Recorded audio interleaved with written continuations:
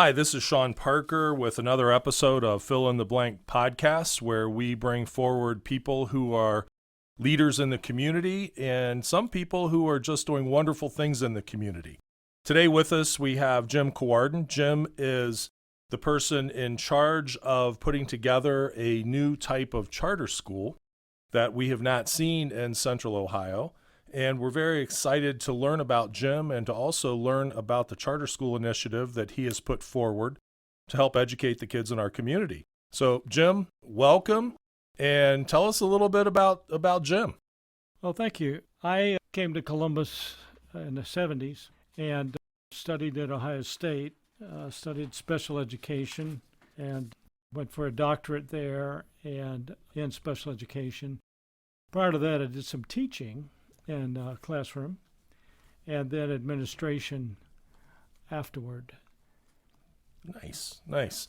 And your career in education, tell us a little bit about that, a little bit about how you founded your way through or progressed your way through education with a doctorate in education from Ohio State, which is one of the top 5 educational colleges in the United States for quite a long time. Obviously, we love Ohio State here in Central Ohio. Did you see education as being efficient and accomplishing the goal of educating children, or did you see things that needed improved on?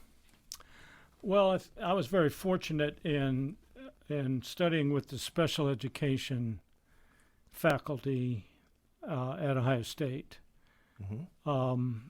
because my training undergrad was pretty much an engineering degree from the U.S. Naval Academy. So I was familiar with numbers and felt comfortable with numbers, and the special education programs tended to count behaviors and count things and chart them and see what progress students were making with lots of testing, small testing. And ways to change the behavior that needed to get stronger and make weaker behavior that needed to weaken in students.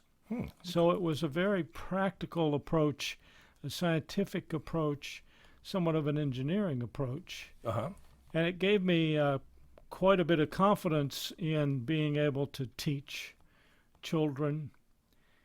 And it back even in those days, it was somewhat missing in mainstream education, unfortunately. Wow. We knew that, and I was very happy with special ed. So education, I know it has evolved at a good clip. In the 80s, my undergrad's in education as well, and we started to realize that one size did not necessarily fit all. And do you think that we have over-segmented education to where we have lost track of the basics of education? Or do you think that we're in exactly the place where we should be today in the way that we assess the way people learn and teach and the general education environment? Well, it tends to be education is fairly effective for students children who grow up in families where the verbal, where there's a lot of talking, a lot of things that the parents get the kids to talk, to read, and a strong environment like that prepares a child for school. But there are a lot of kids in the urban areas all across the United States who are not being taught effectively. Okay. And unfortunately, lately, it's come to my attention, and not just me, but lots of people, that the programs in education are weak and are not doing the job that the parents want them to do. And so it's a shame, because I think education is going away from what it should do rather than then it's not improving the way it should improve, in my estimation and the estimation of a lot of people. So that's clearly it's a massive topic. I mean, the majority of the budget of the state of Ohio is education. The majority of the budget of the people, the taxpayers of every city in Ohio also is education, as is the townships and the rural districts. Is this something that's solved with money? Is it? I mean, what three things, if you had to say 3 or 5 things? I mean, don't let me limit you by any chance or stretch the imagination. What things are fundamentally needing improvement in that process? I heard home life for one. What else besides that? Well, it's hard to improve home life, actually, because the kids that are having a bad home life are their parents were badly instructed for years and years in the schools, too. The things that are, it's a systemic problem. Okay. It's very hard to change. It's very hard to change the way educators are thinking about education. And the problem really, frankly, goes back to one thing. When President Kennedy was elected, he got a lot of votes from educators. Okay. Because he promised that he would allow teachers to strike and to form unions. And he was told by experts in education who were advocates for teachers that it was a bad idea, but he had promised that he would. He promised that he would sign a presidential order to allow teachers who are government employees to strike. At that moment, he made the teachers' unions no longer professional unions, but trade unions. Okay. And trade unions, to put it bluntly, are always seeking more wages for less work. It's their natural thing to do. Yeah, very protective, right? Yes, and it crippled education, quite frankly, is one of the biggest things. Did it cripple from the standpoint of time or from the standpoint of task, or both? Standpoint of what? Of time or task, meaning the teachers were working fewer hours, but maybe still putting in the same, trying to accomplish as much teaching. Well, or what are your thoughts on that? It accomplished the setup of 3 monopolies. Okay. A 3-level monopoly. The first is that there are only two teachers unions. Okay. The National Federation of Teachers, or the National Education Association, and the American Federation of Teachers. The American Federation of Teachers is largely in New York and not very strong anywhere else, but the National Education Association, NEA, is all over the country. They even got to the point where some judges required that teachers join the NEA because it was their bargaining agent. Okay. And so there was no competition in the teachers' unions, or the places where teachers could go to join together. The next monopoly really is the government, the federal government, or all teachers are government employees. And yeah, there's different levels of government, but there's only one government. So that's a monopoly. Okay. And the third thing is really at the local level, the school boards, or the parents are told where the children will go to school. They say, you live in this neighborhood, this is where you go to school. Okay. And we know the monopolies are bad because they take away initiative. They protect the people who are under the monopoly from failure. And if you can't fail, you will fail for sure. Yeah. Because you have no reason to have a high quality product. Makes sense. Kind of wow. That brings some not so happy thoughts to mind, I guess, when you think about that scenario and that system. Yep.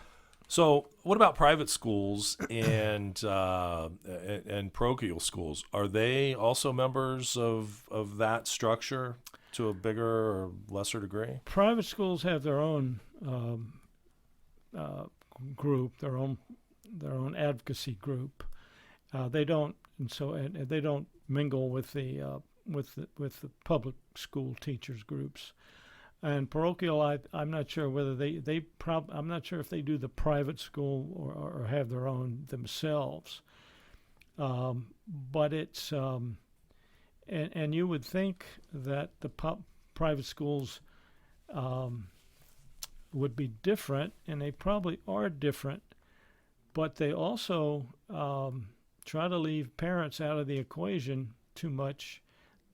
And more, and as we're learning from what's happening in the society right now, parents can be fairly much concerned about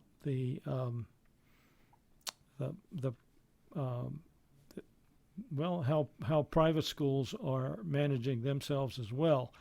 But of course, in private schools, you usually have families from obviously more means than urban families, and they tend to have a richer verbal environment that they bring their children up in, and typically those children have a little easier time in school. Yeah, it's I know early education, getting kids when they're in preschool, has the study after study shows that grabbing them that early leads to huge yields educationally to their development, to their ability to learn. It's no longer about kindergarten. It's about getting them a couple years earlier. Do you agree with that? And if yes or no, what would we change about that? Well, I agree that the earlier the better. There's no question. The question is whether the early programs are coloring and telling stories or playing and recess and not rigorous academically. It's very so there may be a wasted time with the young kids. If not, if the programs are effective, then absolutely earlier the better. But there are not a whole lot of programs out there that know how to be effective with kids that young. Okay, interesting. So you're working on an initiative right now. You've started charter schools successfully. Can you tell us a little bit about your track record with the charter school industry? And that will lead us into what you're up to next. Okay. Yeah, I was asked to go down to North Carolina from Columbus to be the headmaster of a charter school back in the mid-'90s. And that was quite an experience. We were a charter school. We were somewhat independent. There was a company that managed the school. And the reason I was asked that they were using a curriculum that is a wonderfully strong, effective curriculum excuse me, that we used with special ed kids, but it was extremely successful for any kid. The brighter the better, or the more advantaged the better. Tremendous program, and that was the key. I learned that program, and the people asked me to go down there because they knew that I knew the program. So I went down there for a year and came back to Columbus, and found out that Ohio had a charter law. In Ohio, charter schools are called community schools. Okay. So if I use community school, I mean charter school. If I say charter school, I mean community school in Ohio. It's a technical problem. Mm-hmm.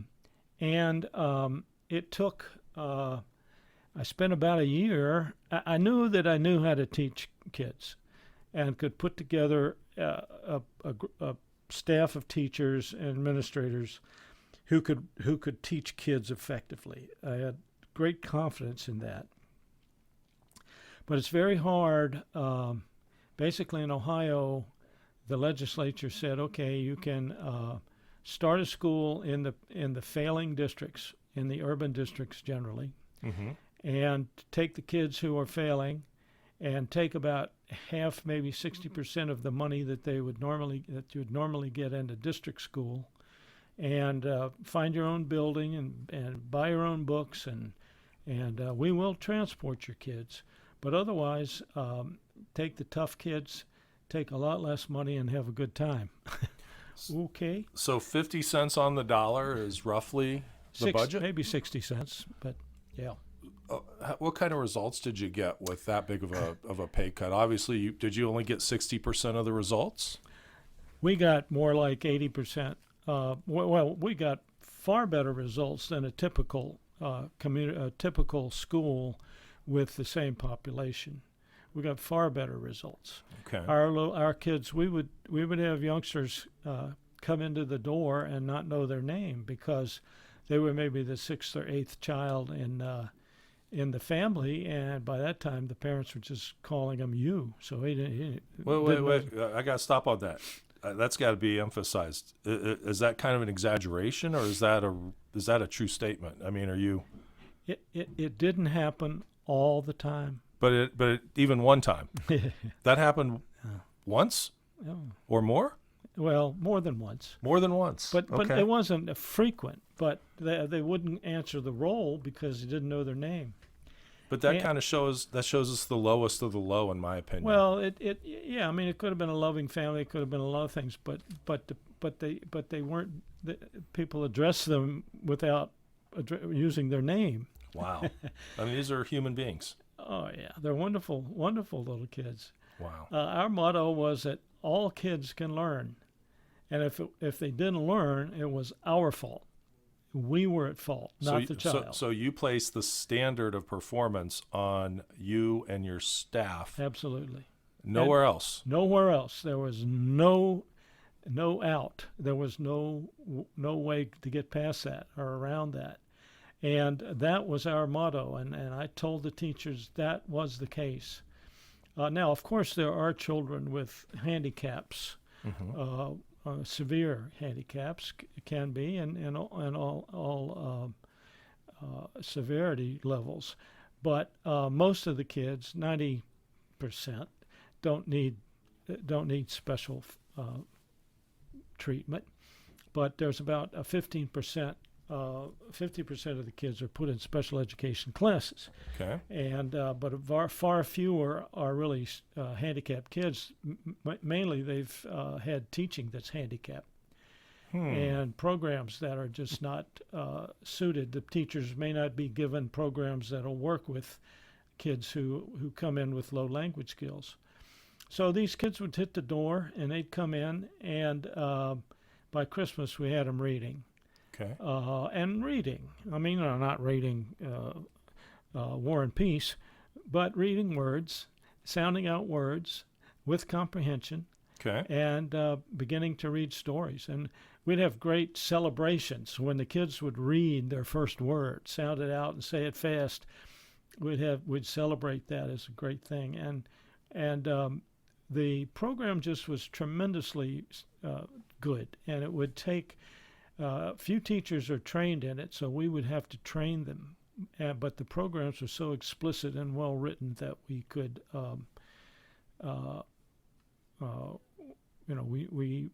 we had success with virtually all the kids. Are these programs what are being utilized in most of our public schools today, or are these unique programs that aren't mainstream? They're absolutely not used because. I'll put it bluntly, educators are too hard-headed to look at the data and see that they work. They were written, and the approach was invented by a gentleman who was not trained in education, but he was trained in philosophy. But he created these programs, and you could probably do a whole podcast just on these programs. But he created programs that really worked, and he got to the point where he wrote down exactly what the teachers should say and when they should say it, and what the kids should say back, and what they should do if the kids don't answer the questions or say the right thing back to the teacher, how to correct it. Not terribly difficult as a concept, but pretty difficult to write 6 levels of reading, beginning reading through 5th grade or 6th grade. Teaching reading to a naive learner, to a young child, is a technical task. It's very hard, and if you get off on the wrong foot, it's hard to correct things. But our programs were very successful. So I knew that I could teach kids, and I could train teachers to do it effectively too. So the trick was to find a place to have a school. Yeah. I want to just stick on the teacher thing real quick. Without a whole lot of elaboration, when a person graduates college with a teaching degree, is everybody a good teacher? Well, clearly not. I suppose people who graduate college with a CPA degree or so forth become much better as they get into the practice of it and learn by doing. It's probably true in all the professions. Mm-hmm. But the problem with education is that the feedback to teachers and the necessity to do things well and become better, it's not always there. Now, teachers can figure it out themselves. A lot of them can, not all of them, but a lot of them can. And after some time teaching some of the same things, they can become quite good, I suppose. Mm-hmm. But teaching reading, for instance, is not something that you just figure out, or would take too much time if everybody had to figure it out. So you need programs that tell teachers how to do it and how to do it effectively. Okay. And they don't exist on a wide basis or a widely employed basis.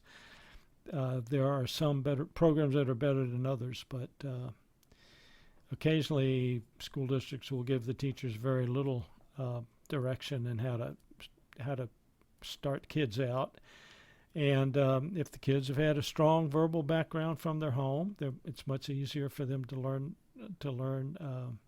to read. But some kids who don't have that background of strong language in the home can really struggle. I know that, and just in that thought, that Dolly Parton, the entertainer, has a program out now, and I believe that Fran DeWine, the governor's wife, has signed on in a very big way to send a book to every household that has a child under the age of 6 in the state of Ohio. And Dolly Parton, of course, doing it in other areas as well. I mean, if you look at her background, she came out of Appalachia. Not an easy place to make a start in life for people in general, although some of our best people, of course, come out of Appalachia. And she effectively believes that kids who are read to become better learners. That seems to go along with what you're saying? Is that something we should be investing in as well? Oh, I think so. I think without a doubt, anything that you can do to give the kids an experience in how to express themselves and in our language prepares them for school. It's the best preparation. Nice. Well, I always say, moms and dads are the best teachers when they step in and take care of their kids. So moving forward, you are working with the Barney Charter School initiative to start a new school in Central Ohio. Can you tell us about what that is, why it's needed, and what's happening? Yes, the Barney Charter School initiative is a initiative of Hillsdale College. Hillsdale College is in Michigan. It has about 1,500 students on campus, and it's a liberal arts college, but it teaches all of the subjects. And It is very, very sought after. It's very hard to get into. The students that get in there are the cream of the crop. And Hillsdale does not take 1 cent of government money. They raise their money through donations and maybe things that they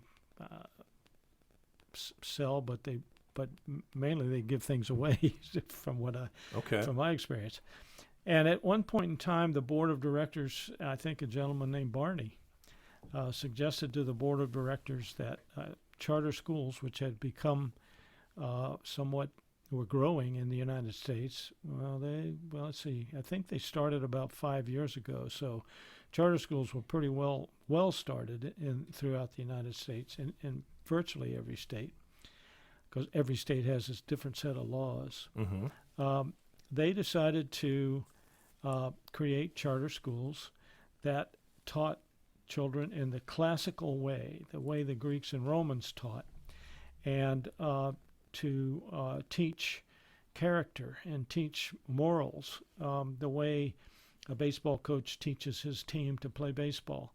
You talk about it, you study it, you practice the right way of doing things. And so along with all of the subject areas, the great books, the Constitution, all the things that literally years ago were taught in the public schools but have fallen away, that they would emphasize. And they would emphasize behavior, appropriate behavior from kids, and all the good things that parents know are the right things for their children to learn. These Barney Charter School would emphasize. They did it in the charter school model, so that literally they could start in pretty much any state that had a good charter school law.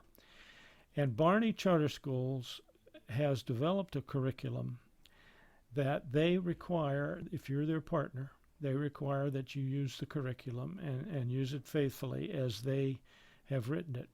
They will train you, and they will provide the curriculum at no charge. Because if they were to charge, they would violate their rule of taking no government money. So this is a public service they do for the betterment of kids' education, as a public service type of thing. Absolutely. And they have 27 or so schools that have been started, 14,000 kids in the schools with almost a wait list that's almost that large, because parents who are conscientious, and there are an awful lot of conscientious parents back there. There's a sort of a myth that in the urban areas the parents don't care. That's certainly not what we found when we opened our schools. They care very, very much, and they want their students to have as good an education as they can possibly find for them. And they were so happy to have a choice to be able to bring their children out of the district public schools into charter schools. Now, that's interesting. I want to go back to that just a little bit. Parents in the urban districts are as interested or more interested in the success of their children as suburban, because it's the pathway out of poverty, the pathway to progress, or that's a big statement, because a lot of people think that these kids are left behind and their parents don't care about them. You're saying their parents do care. Well, not all do. Obviously, there are some deadbeats, but yeah, a lot more. It's a myth to say that they generally don't care. They generally do care very much, and for the right reasons that you've listed. They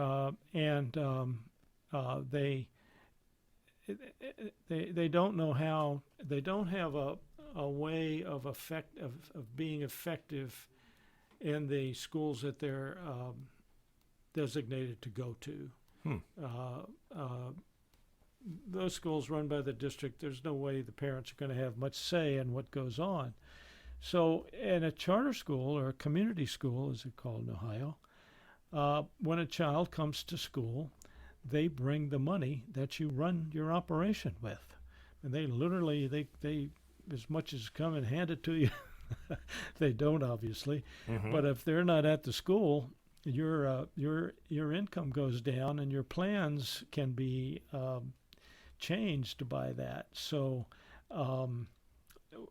the parents get are treated differently. When a parent walked in the door of our school, it was a customer. It was somebody we wanted to cultivate. It was somebody we wanted to serve. And if you can imagine going into a regular district school, now again, it's not a hard and fast rule. There are some principals who probably set up an environment in schools where parents are cherished and parents are treated as customers, but not all of them for sure, and it's a little abnormal. But these kids literally were our bread and butter. They were our money, and we wanted them to be satisfied, and we wanted to teach them effectively. Yeah. It's I know that's a big thing with colleges, right? You want your kids to graduate to be leaders of companies and highly paid professionals, so they can come back and donate and give you even more money in the future. It's kind of an investment, but at the same time, it's a free market value proposition to a degree. So where are you guys at in the process right now? Are you going to open up 5 of these, 6 of these? I mean, it sounds like there's a big market opportunity to just open the doors and say, hey, let's go with this Barney Charter School initiative. Well, it'd be nice. I like those numbers, 5 or 6 schools. I think there could be that many in the area. We have passed the first step to become a partner with Barney Charter Schools, and we have a second, more like a contract, not a contract for money, but a contract to promise that we'll do certain things that they know would help make us successful as a school, and that we promise as a board to do those things. And if we are negligent or we don't measure up, Barney Charter Schools could say, you're not measuring up, and we're not going to let you continue. So we're at that point where we're at the second level, which is the final level, which says we're a bona fide partner with them. And our next step is to apply to a sponsor. Every community school has to have a sponsor. Okay. A sponsor is like the district office. They have multiple sponsors, sponsor multiple schools. Okay. The State Department of Education certifies sponsors. I think there are about a half a dozen of them in the state. So if you want to be a community school, you go to a sponsor and say, I'd like to apply to you to become a school. The sponsor gives you a form or a set of questions and answers, or not the answers, but the questions and specifics that you have to gather together to make a report and answer all of the things that they ask you to do. And then they evaluate you, interview you, evaluate you, and if they approve you, the next step then is to finalize a contract with the sponsor. So we are just about to wrap up our initial application to the sponsor at this point. We feel confident that we have the right experience and the right team put together for the sponsor to approve us. Nice. So what else do you need in terms of you'll get your sponsorship? What part of do you know what part of town this school's going to be in? How would a parent try to have their child attend this school? What would they need to do, and when do you expect to open? We won't open before 2024. We're giving ourselves a bit of time to get everything straight. We need everything. We have a small group of people who are interested. We know that there are lots of parents out there that are interested in a classical education. That's what I've been talking about when talking about morals and ethics in the Constitution and the great books. and science and music and the arts, and teach all of that as it was taught literally back by the Greeks and Romans, who had a very effective system of education.